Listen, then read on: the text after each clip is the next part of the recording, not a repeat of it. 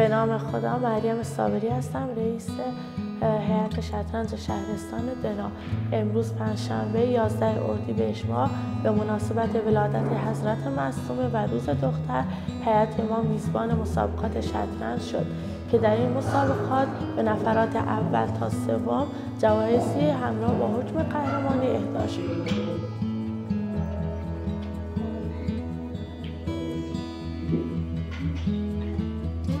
هدف ما از برگزاری این مسابقات تشویق و شروع بین دختران علاقه‌مند به شطرنج میباشد. به نام خدا، آرتمیس صادق‌پور هستم از مدرسه اندیشه نو. من امروز اومدم مسابقات شطرنج به مناسبت روز دختر با دوستان بازی کنم. من شطرنج رو خیلی دوست دارم و همیشه توی خونه با بابام یا داداشم توی خونه باهاشون بازی میکنم. بسم الله الرحمن الرحیم. من ابتدا به نوبه خودم سال روز میلاد حضرت فاطمه معصومه را خدمت تمام دختران ایران زمین تبریک عرض میکنم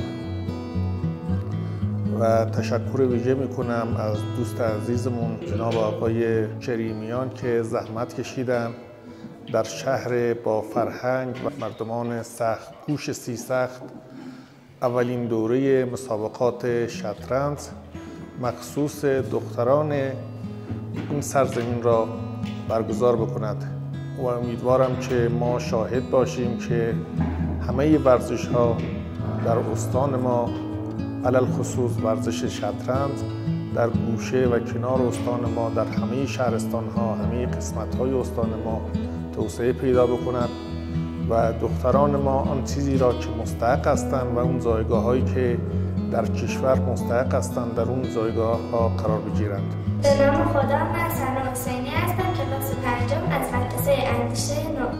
من همیشه داخل خونم با پدرم بازی میکنم و من به شطرنج خیلی علاقه دارم. تابستون هم من کلاس شطرنج میرم.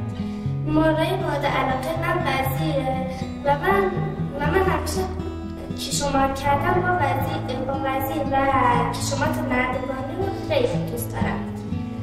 همینطور من با پسردایی من بعضی موقع بازی میکنم که شطرنجشون رو همیشه من همیشه تا لب شکست میبره، اما خدا رو شکر پیشش بازی میشه. به نام خدا، سلام، من یاسا حسینی هستم از مدرسه دانش کلاس ششم. من به شطرنج علاقه دارم. ما تابستونا کلاس شطرنج می‌اومدیم. امروز هم اومدیم برای مسابقه‌ای که برای روز دختر آقای کمیان برگزار کردن. من همیشه در شطرنج با مهره وزیر و شاه و رخ میبرم.